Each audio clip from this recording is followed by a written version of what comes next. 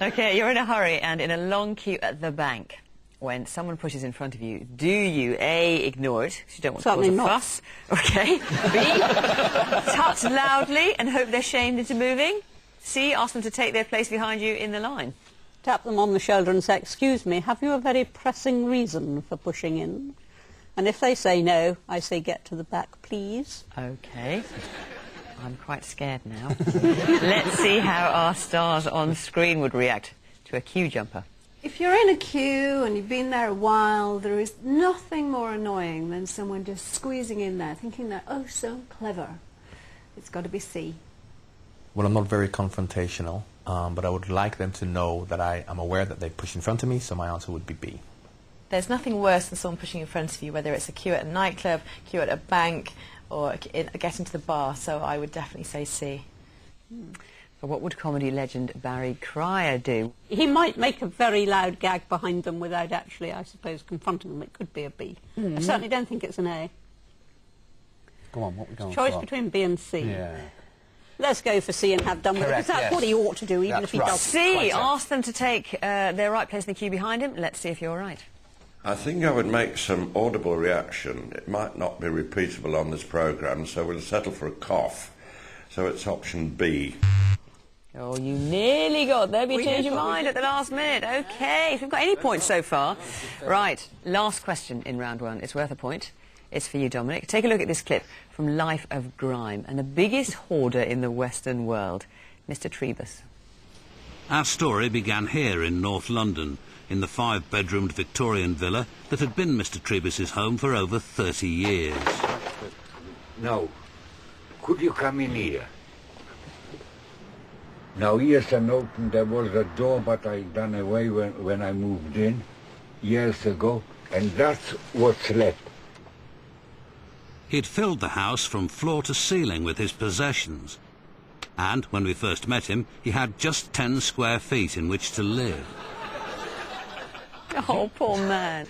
You're volunteering in a nature reserve when you see someone dumping a pile of litter. Do you, A, ignore them, it's up to the park wardens to confront them, B, report what they've done to the park keeper, C, confront them and ask them to stop? Me, definitely a C. I knew you were going to say that. Cannot stand litter. Cannot stand it. What about if they've got hoodies on? I would still say something. Would you? Yeah. What happened if they were accompanied by an orangutan? So then you'd be in some kind of dream world. Yes. It's quite a nice dream world, though. Alan, would you confront them? You wouldn't, by the sounds of it. Yeah, I think I would have to. Yeah. I don't think you would. Do you not think I would? No, you're far too nice. You're right, actually, Anne. So, you see a litter bug in full flow at a nature reserve. Let's see what the stars on screen would do. If I had been volunteering in a nature reserve and working hard to keep it tidy and lovely, it would really annoy me if someone dumped litter. So I might just confront them. That would be C. Always avoid confrontation whenever you can. Nothing to do with you. A. I wouldn't say anything to them, but I would report it to the park warden, so it's B. What about Carol Smiley, Dominic? What would she do? My vibes are she would go up and say something. I think it's C. I agree with you. I think she would actually go up and confront them. Yeah, good. We're going to go with C. OK, let's have a look. If you're volunteering, then you passionately believe in that nature reserve and in the fact that it is sacred and should be looked after. Got to be C.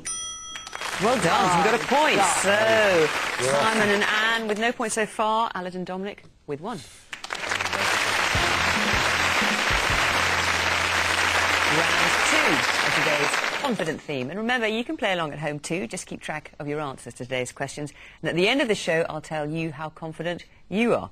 But now it's time to say hello to the great British public. Here they are, the barmaids, the Amdram actors, the barristers, and the bus drivers. And there's a point on offer for each question, and to earn your points in this round, you'll have to predict how confident the great British public are. So, Alice's team, your question first. And take a look at domestic goddess Wendy Craig in Butterflies, showing off 1 or 2 culinary confidence issues. Custard, Adam? Thanks. It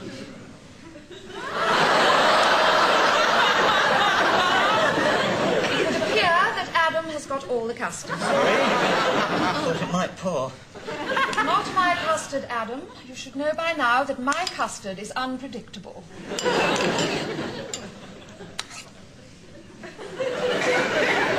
Very good. Very good. In fact, I would go so far as to say that this is absolutely nice. You have to prepare a dinner party for your work colleagues. Do you A, hire caterers to cook the food for you? It's the safest bet. B, cook a favourite recipe you know you can produce well. C, cook something you've never tried to prepare before. So, Alice team, let's fire up our random selector. And it's the barmaids. So what did they choose? My initial reaction is that they'd cook a favourite recipe. They know they can produce well. I think they're the sort of people that they just want an easy life, no problems. They'll go, yeah, we know how to cook that. Bang, that's what we do. Okay. I think you're right. Yeah, let's go with B. Gosh, never mind confident. You're so decisive. Yeah. Let's see if you're right.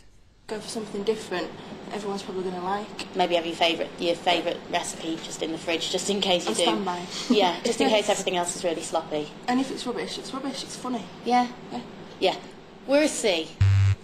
If it's rubbish, it's not funny. What? They're talking gibberish. They would no way do that. So confident, but utterly hopeless. Right. Simon, there's a point on offer again. And who better to illustrate our confidence theme than the Iron Lady herself, Margaret Thatcher from 1990. And we finally unearthed the lost footage of her New Faces audition. Then, this familiar explanation of the Liberal Democrats' new symbol, the bird of liberty. This is an ex-parrot.